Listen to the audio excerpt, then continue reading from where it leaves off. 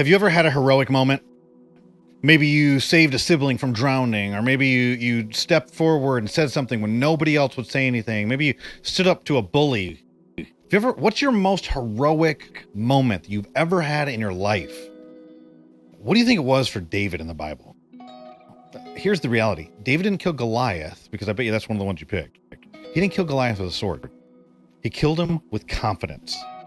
But that wasn't David's greatest act of strength. I don't think it was even David's most heroic moment. His greatest act of strength was when he had the chance to kill his enemy and he didn't. That's gentleness, not weakness. It's the ability to strike and to choose not to. And it's key to understanding what it is to be a true, gentle man. In this series, we've been talking about a true, gentle man and how it's not just a bow tie. It's not fluffy and being passive. It's not standing off to the side and choosing not to rock the boat. It's not even necessarily being tender. It's not a lack of strength, like some dictionaries define it, but it is a strength under control. It is a warrior who's dangerous and willing to be dangerous for good, but that strength is always controlled. So sometimes it looks like overturning tables, and sometimes it looks like turning the other cheek, and sometimes it looks like confronting someone, even calling names, and sometimes it does look like remaining silent. And what God did in David's life is he grew him as a warrior, as a king, into a true gentleman who knew how to give and receive gentle strength.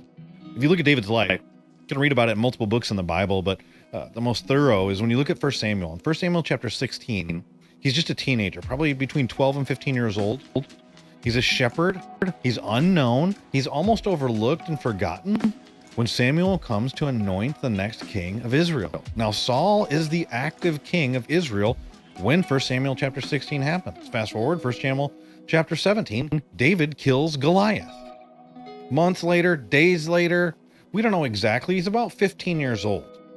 And what happens is he shows up, and a bunch of the temptations that society puts of what gentleness is, when you choose to get along rather than to hold people accountable, when you choose rather than conviction, just to conform. And all those things were there for David. And when he showed up that day, he wasn't coming as a warrior, and he didn't even expect to get into a fight. In fact, he was working for DoorDash. Did you know that? Go read the story. He shows up. He's a cheese delivery boy. His brothers are there to fight. They're hiding. Well, this Philistine dog, Goliath, chants out curses against their God. They hide in fear because Goliath is a champion. And they're waiting for somebody to step up. It probably should have been Saul. He didn't. David shows up. Not because he's there with a sword. Not because he's a sharpshooter from long range. You know, the Israeli sniper, the first Mossad. Nope. He's got a spirit-led boldness. What happens next? What's going to happen if somebody fights this guy and wins? He fights and he wins, but in the process, Saul tries to put it here. Do it my way. Conform to my thing. Nope. Saul, I've already fought battles you don't know anything about. Unknown, unseen battles that if I didn't tell you, no one would know. And if I tell you, you probably won't believe. See, when a lion or a bear would come and steal one of the sheep, as I was working as a shepherd, I would track it down and kill it and rescue the sheep. Grab it by the mane. What? See, man, if you're ever going to fight these battles that are so public and that are so heroic, there are battles that you got to do in private first. And so David wins to the glory of God, and he takes a sword and he cuts off the giant's head. And that's not the end of the story, though, because remember, the story started in chapter 16. He's anointed to be king. And then you see what happens in chapter 17. He's more heroic, more confident, a better leader than the current king. So he becomes king, right? Nope. Keep reading. He's 15 years old. He doesn't actually become king until he's 30. So David's got 15 years of waiting, of hiding in a cave, because here's where your manhood is actually developed. It's in the cave, not on the platform.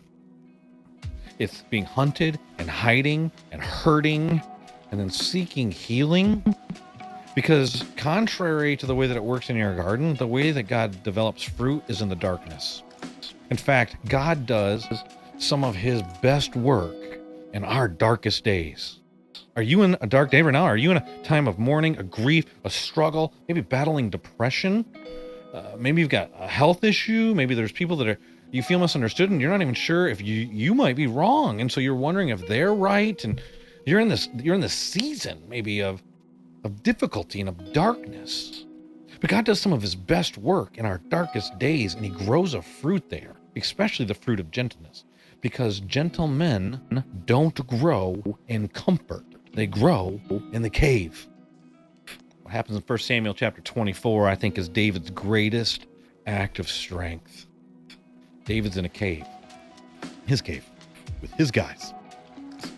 And this crazy king who's been hunting him and trying to kill him, he comes in to relieve himself. He's alone, he's exposed, and David's men lean in. This is it. It's time to take him out. David says no.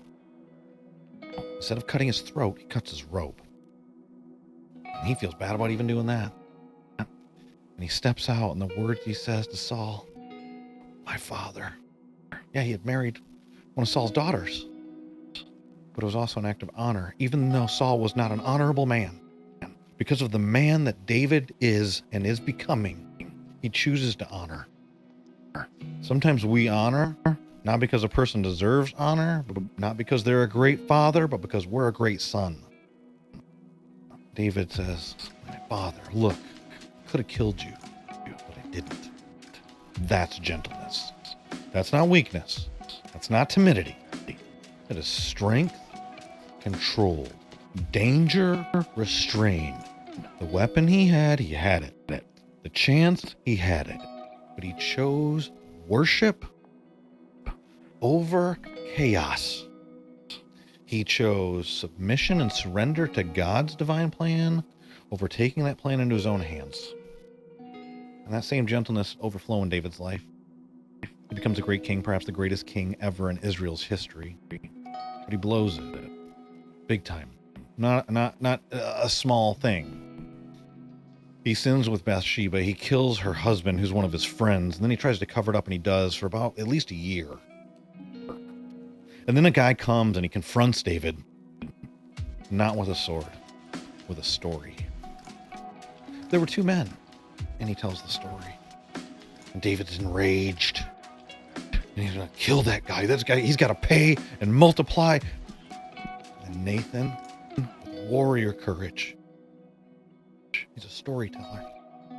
He's not carrying a sword. Remember that gentleness is a fruit of the Spirit? Galatians 5. And the way that the Apostle Paul applies gentleness is he talks about confronting sin. Galatians 6:1. Nathan says, you're the man. You're the man in the story that's making you so angry. The man who learned gentleness receives from a God who's gentle, the gentleness of God in grace. And he also overflowed with gentleness. When he became king, it had been customary for him to kill all of Saul's relatives. But he doesn't. Take Mephibosheth, for example. Relative of Saul's, handicapped. While physically he's not going to overtake David, he was certainly a threat to be a betrayer, to be a mole, to be a leak. David said, you'll always have a seat at the king's table. 2 Samuel 9. What about David's mighty men? Who are they? These men that are legendary. Do you know who they were before David gave them their shot? They were discontent. They were indebted. And David took broken men, and because of the way he led them, turned them into legends. That's a true hero. Who can take hurting men and prop them up to become heroes? Yeah, David was not perfect, and he needed God's gentleness, but that gentleness overflowed out of his life. And you know what? When he received the gentleness of God, you know what he says? Read Psalm 31. Read Psalm 32 and Psalm 51, Psalm 32. He says, when I kept silent, when I held on to my sin, it was like my strength was sapped in the heat of the summer. Like I live in North Carolina, and it says it's 90, but it's actually 900 here. Your skin will melt, and that's what it felt like inside in David's soul, because he was hiding, he was living a double life, he was covering up, he was presenting himself as better than he was. And God gave him freedom. Psalm 51, restore to me the joy of my salvation. A broken and contrite heart, God will not reject. Do you need that? Do you need that restoration? I want to remind you of something in Genesis. In Genesis, it doesn't say, go do gentleness. What God said instead was, go be fruitful. And then in Galatians chapter 5, we see that gentleness is a fruit of the Spirit, which means that gentleness is not something you achieve from striving. It's something you become.